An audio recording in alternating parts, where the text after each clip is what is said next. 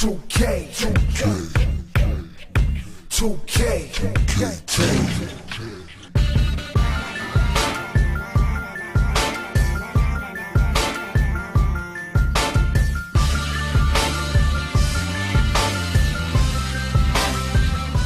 Nobody quite knows why 2K decides to have a kick-ass intro in one game and then the very next year just not have one at all. It's every bit as mysterious as why this animation ever existed in a simulation basketball game.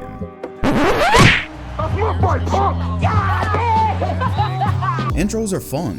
They're a big part of what gives us nostalgia about a video game years later. Like right here in the year 2019. If you have ever skipped NBA Live 2005's intro, you are a terrible person. Anyways, as part of the next installment of NBA 2K10s, today we will be ranking NBA 2K intros from the 2010s. There are 7 total intros, but only 5 animated ones. So literally for 5 games out of this decade, they were just like Captain America, nah, I don't think I will. But nonetheless, when they did give effort, they really went in. And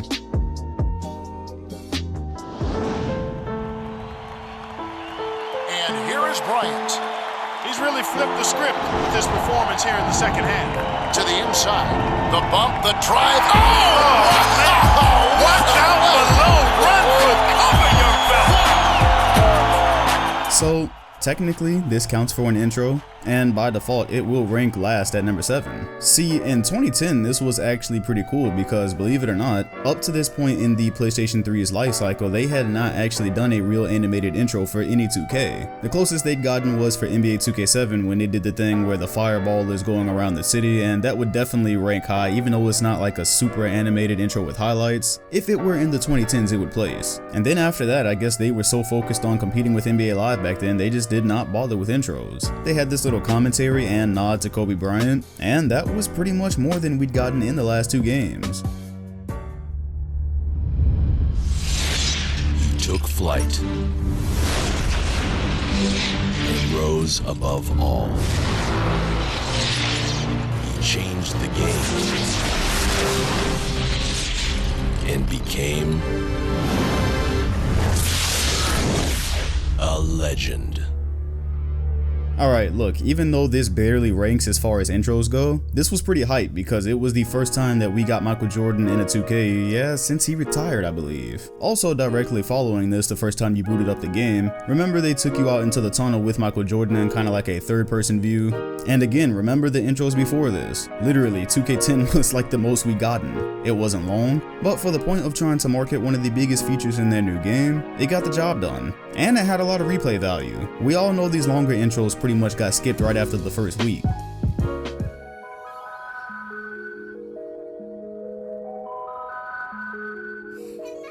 For NBA 2K17, 2K finally let Shady be a part of some of their productions. Yes, Shady, the YouTuber. The guy has been making mixes since the PlayStation 2 days, you know how hard that probably was? So he finally got his just due here. And although I was happy to see it, I would rank it 5th among the actual animated mixes because when 2K finally did decide to get up and do intros, it seemed like they put a lot of technology and production behind it. This was an amazing mix, no doubt, but it was also like a lot of his mixes that you would see on YouTube. It seemed like he was able to go into the replay editor, capture the scenes he needed, and then just kind of go crazy with it. Definitely a dope mix, but each of the top 4 definitely have a reason for being there.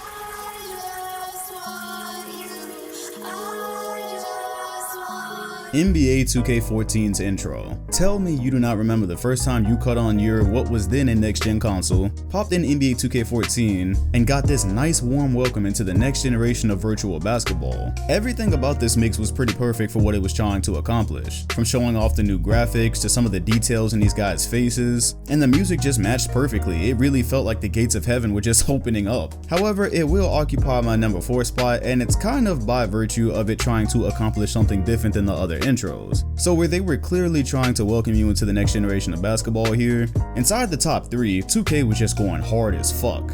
They were trying to get you hype, and they were trying to put a ton of production on these, and all 3 of them accomplished that goal.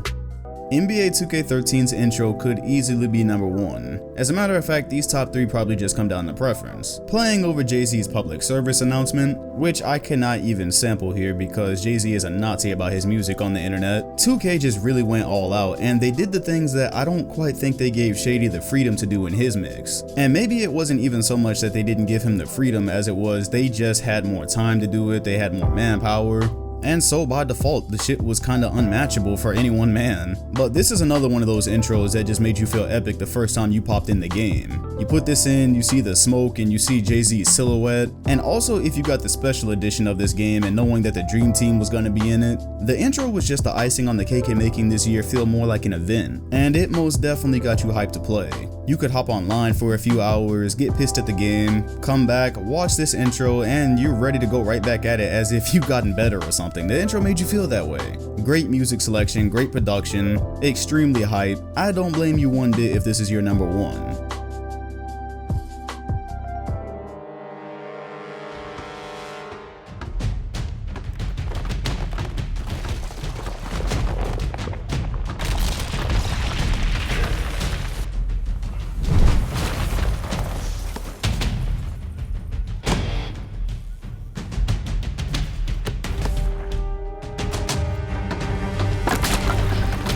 NBA 2K16 intro, bro. I used to run an Instagram page called NBA 2K Highlights, and I remember posting this intro, and people in the comment section were like, "What? I don't like the way the game looks. This is what 2K looks like now?" It was really people out here looking at the animated intro saying they didn't like how the game looked. Like how could you even possibly mistake this for gameplay? I don't know. Anyways, this was incredible. It was a story about your My Player growing up, and they did it in the most creative way possible, making Steph Curry, Anthony Davis, and James Harden out to be like these villains that you had to pass, because of course those were basically all like the MVP candidates at the time. So along with this intro telling a story, it's just really entertaining and really visually pleasing to watch. And then of course by the time you pass all of them, you get to Michael Jordan's court. He's sitting on that chair with the rings and whatnot. They just put so much time and effort into this. This is really the intro that makes you wonder, what is it with their decision-making process to do something like this one year, but then in NBA 2K18 and 19 just not have intros at all? Why? Intros don't make the gameplay better, but they make the game better, if that makes any sense. One of the reasons NBA 2K16 is so memorable is because of this intro. However, it does not get the number 1 spot to me because it felt like they kind of cut it in half when they went to the real gameplay of your My Player, and it was kind of weird. Like, the game is more than my career, so basing an entire intro around my career, it was kind of like once they went to the real gameplay, and especially because they had the generic guy with the generic shoes and, you know, the numbers with double zeros. I get it, it was supposed to represent anybody's My Player. That's why the guy was mixed. I completely get it, but that's why I think there is something else that takes number 1.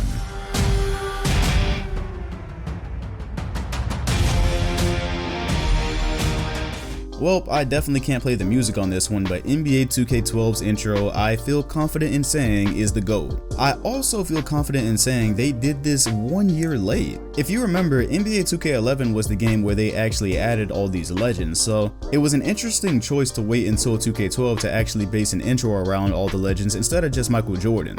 Now, again, I get it, because in NBA 2K11, Jordan was the focal point and there were less teams as well, so I can't remember exactly who was added in 2K12, but it was a significant amount of legendary players and teams. And to emphasize that, since you can't really emphasize Michael Jordan 2 years in a row, or you can't make him your biggest selling point, they went all out, and they kind of did like that commercial. You guys have seen that NBA Christmas Day commercial where they show all the old players and the modern stars passing to each other and shooting. That was clearly an inspiration for this, and it turned out beautiful. You had Basketball by Curtis Blow playing in the background, and I will say that out of all the games, this is the only intro that really inspired me to try something inside the game. Because I love this intro so much and I love the idea of mixing old players with new ones, I was like, let me check out that legend mode that they had where you're able to play like Larry Bird's best games and Michael Jordan's best games. You know the mode I'm talking about. A whole mode dedicated to legends. And then from there, I was like, it'd be really awesome if I took all the legends from these teams, dumped them in a free agency pool, and started a My League but with the fantasy draft. Of course, back then it was still called the Association. That is still fun to this day, and if people cared at all to watch something like that on YouTube, I swear I'd do it. I owe that all to NBA 2K12's intro. So let me know what you think about the rankings for these intros. intros. Technically there's 7, but really there's only 5. And let's hope 2K20 actually has an intro. It'd be kinda whack to just start the decade off with the splash screen of NBA 2K20 and no music or anything like they did with NBA 2K15. Anyways, if you enjoyed this edition of NBA 2K10s, hit the like button, comment, and sub, and hit the bell next to my name if you want notifications on future videos. Thanks for watching, and I'll see you all on the next one.